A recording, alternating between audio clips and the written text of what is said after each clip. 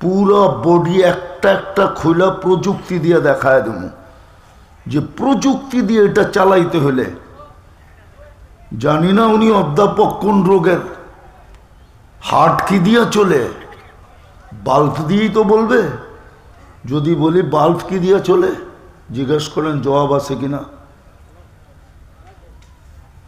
জিজ্ঞেস করেন না বাল্ব কি দিয়ে চলে। হার্ট বাল্ব দিয়ে চলে আমি মানি, কিন্তু বাল্ব কি দিয়ে চলে, আল্লাহ চালায় তো চলে। যদি প্রযুক্তি দিয়ে চালাইতে হইতো তাহলে হার্ট চালানোর জন্য বিরাট বড় একটা ফ্যাক্টরি লাগতো, হতে পারতো 2-4-50 জন ওয়ার্কার লাগতো, ওয়ার্কার। এই শরীরটা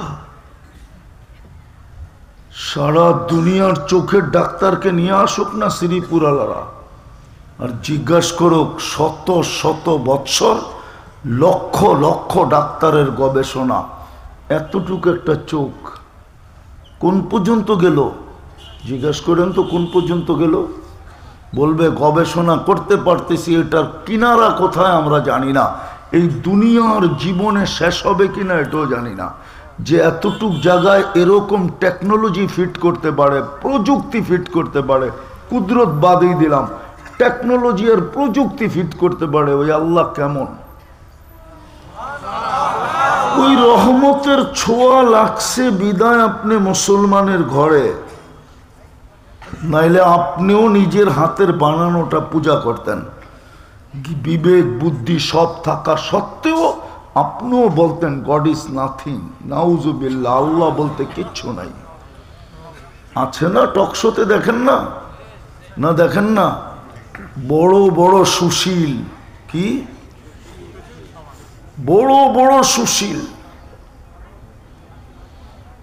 আল্লাহ তো আল্লাহ ইচ্ছা স্বাধীনতা দিয়েছেন দেখা মুস্কি মুস্কি হাসে, কিচ্ছু বলে না। ইচ্ছা স্বাধীনতা যদি যুবককে না দিত, নারী পুরুষ আমাদেরকে ইচ্ছা স্বাধীনতা না দিতেন, 24 ঘন্টা বাজেট ব্যয় করবে আপনার উপরে, আর আপনি চলবেন আল্লাহর বিরুদ্ধে, ইম্পসিবল ছিল। আল্লাহ কে? খুঁটি ছাড়া যে আকাশ দাঁড় করায় রাখছে, দুনিয়ার থেকে 13 লক্ষ গুণ বড় সূর্যটাকে বাসমান রাখছে। আপনার দুনিয়াটাও মহাশূন্যে বাসমান, 66,000 মাইল গতিতে দৌড়াইতেছে, কিন্তু আপনার গায়ে একটু বাতাসও লাগে না। দুনিয়া সূর্যের পিছে 66,000 মাইল পার ঘন্টায় দৌড়াইতেছে। মোটর সাইকেলে শুধু হেলমেট কেন পড়ে? শুধু মাথার জন্য? যে মোটর সাইকেল চালায় ও চশমা কেন পড়ে? কমসে কম চশমা পড়তে হবে কেন? 100 স্পিরিট যখন দিবে তো বাতাস ওর চোখে এসে 100 স্পিরিটে লাগবে, অটোমেটিক চোখ দুটা বন্ধ হয়ে যাবে, সামনে কিচ্ছু দেখবে না। এই জন্য একটা গ্লাস লাগায়, কমসে কম চশমা লাগায় যেন বাতাসটা ডাইরেক্ট চোখে না লাগে। হতে পারে স্পিরিটের কারণে চোখে লাগবে আর চোখ দিয়ে পানি পড়বে আর চোখটা অটোমেটিক বন্ধ হয়ে যাবে, ও দুনিয়া ওভারটেক করে আখেরাতে চলে যাবে। 66,000 মাইল গতিতে দৌড়াইতেছে, 1000 মাইল পার ঘন্টায় ঘুরতেছে দুনিয়াটা। সূর্যটা 6 লক্ষ কিলোমিটার বেগে দৌড়াইতেছে, মহাশূন্যে বাসমান।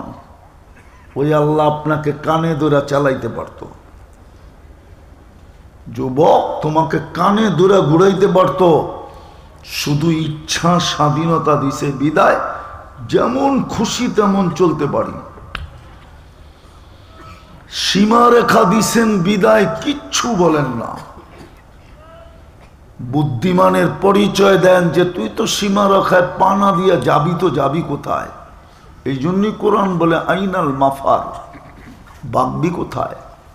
এই জন্যই কবি বলে যদিও নাকি পালাও তুমি আকাশেতে লাগিয়ে সিঁড়ি, কোথায় যাবে? আল্লাহর রাজত্বের বাহিরে।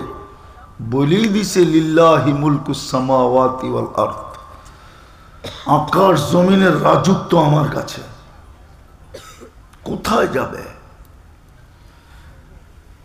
তো রহমতের ছোঁয়া লাগছে বিদায়, আপনি আমি মানুষ, রহমতের ছোঁয়া লাগছে বিদায়, এটার নামই পরশ, এটার নামই পরশ। লাগলে সোনা হয় সোনা, মানুষ সৃষ্টির ভিতরে সবচেয়ে দামি বিদায় সোনা, মানুষের ভিতরে সবচেয়ে দামি আল্লাহর কাছে মুসলমান বিদায় সোনা। আবার রহমতের ছোঁয়া লাগছে বিদায়, আপনি উম্মতে মুহাম্মাদি। রহমতের ছোঁয়া না লাগলে আপনি উম্মতে মুহাম্মাদি হতেন না। আর রহমতের ছোঁয়া যদি না লাগতো তাহলে আপনাকে কুদরতি হাত দিয়া বাছাইও করতেন না। হুয়া জতাবাকুম, আল্লাহ বলে তোকে কুদরতি হাতে বাছাই করছি, বাছাই,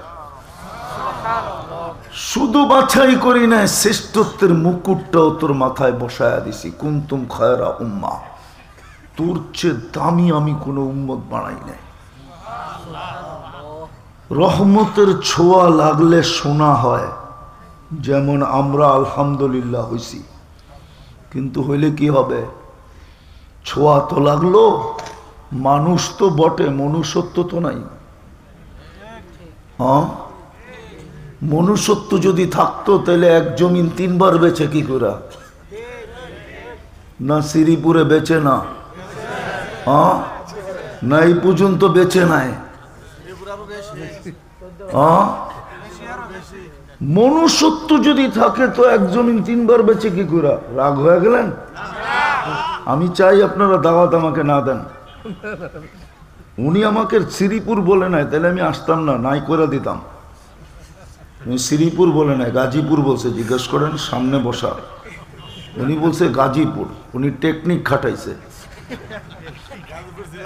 মানুষ যদি মানুষত্ব থাকতো তাহলে এক জমিন তিনবার বেচে কি করা? এটার নাম মানুষত্ব। রহমতের ছোঁয়া তো লাগলো, চাইলো তো সোনা বানাইতে, কিন্তু মানুষ তো হলাম, মনুষ্যত্ব তো নাই। আছে মনুষ্যত্ব? একটা দেখাইলাম, রাগ হয়ে গেলেন মনে হয়। 100টা দেখা যায়, মনুষ্যত্ব কোথায়? মানুষ, মানুষ মানুষকে নিধন করার জন্য যত অস্ত্র তৈরি করছে, কোন ধ্বংসাত্মক প্রাণীর জন্যই অস্ত্র তৈরি হয় না। মানুষের ভিতরে মানুষত্ব থাকলে মানুষ মানুষের হাতে নির্যাতিত হয় কি করে, নিষ্পেষিত হয় কি করে, মানুষ মানুষের হাতে দীক্ষিত হয় কি করে, ঘৃণিত হয় কি করে, অবহেলিত হয় কি করে, লাঞ্ছিত হয় কি করে। মানুষ মানুষের হাতে বঞ্চিত হয় কি করে? শ্রমিক তো আছে এখানে, মাথার ঘাম পায়ে ফেলায়, আর ওনারা প্যারাডও দৌড়ায়। রাগ হয়ে যাবে তো শুনলে, মিডিয়ায় যাইতেছে, আবার আমার বিরুদ্ধেই খেপা যায় কিনা। কয়জন মানুষ শ্রমিকের শুকরিয়া আদায় করে যে শ্রমিক আছে, আমার কারখানা আছে, আমার কারখানা আছে, আমার প্যারাডো আছে। শ্রমিককে মূল্যায়ন করে কয়জন মালিক বলেন? নাইলে বারবার আন্দোলন হইতো কেন? এটা আমার আলোচ্য বিষয় না, বোঝানোর জন্য বলতেছি। মনুষ্যত্ব তো নাই। রহমতের ছোঁয়া দিয়া তো চাইলো আপনাকে সোনা বানাইতে, মানুষ তো বানায় দিল, মনুষ্যত্ব তো নাই। মুসলমান তো অস্তিত্ব দিল, ইসলামের রং নাই, রং ছাপ নাই, কোথাও নাই, খালি বলি নামে মুসলমান। 14 বৎসর আগে বলছে একদিন আসবে, যেমন মতি ঝিল আছে, ঝিল নাই। মতি ঝিল চিনেন? হ্যাঁ, কেন নামকরণ হয়েছে এটা জানেন? ওইখানে ঝিল ছিল, ওই ঝিলে মুক্তা পাওয়া যেত, এই জন্য ওটার নাম হইল মতি ঝিল। মুতি উর্দুতে বলে মুক্তা। ধানমন্ডি চিনেন? কেন নামকরণ হয়েছে? আমি চোখে দেখছি ওইখানে ধান বেচতে, ওইখানে দানের বাজার ছিল। জিগাতলার লেক খাল দিয়া আইসা দানের নৌকা লাগতো, এখানে দান বিক্রি হইতো, ওই জন্য ওটার নাম ছিল দান মুন্ডি। মুন্ডি মানি বাজার। কিন্তু এখন বাজার নাই, নাম আছে দোলাই খাল। খাল নাই, নাম আছে মতি ঝিল। ঝিল নাই, নাম আছে পদ্মা ব্রিজ হওয়ার পরে ভাঙ্গা গেছেন। আরে গেছেন কেউ? কে গেছেন? হ্যাঁ, পদ্মা ব্রিজ হওয়ার পরে নাম আছে, বাঙ্গা নাই, ইউরোপ ফেল চৌরাস্তায় গেলে। আমাদেরও নাম আছে, ছাপ নাই। কালকে এই চেহারাটা কিভাবে দেখাবেন? ডেলি তো বাজেট ব্যয় করে গণায় দিতে পারবো, আমি কোটি টাকা মিলায়া দিতে পারবো। সময় নাই, নাইলে খুলা দিতাম, এটা ওপেন করে দিতাম, তারপরে মিলাইতাম প্রযুক্তির সাথে, বর্তমান অবপ্রেক্ষাপটের সাথে, যে কোটি টাকা ডেলি আপনার পিছে আল্লাহ খরচ করে।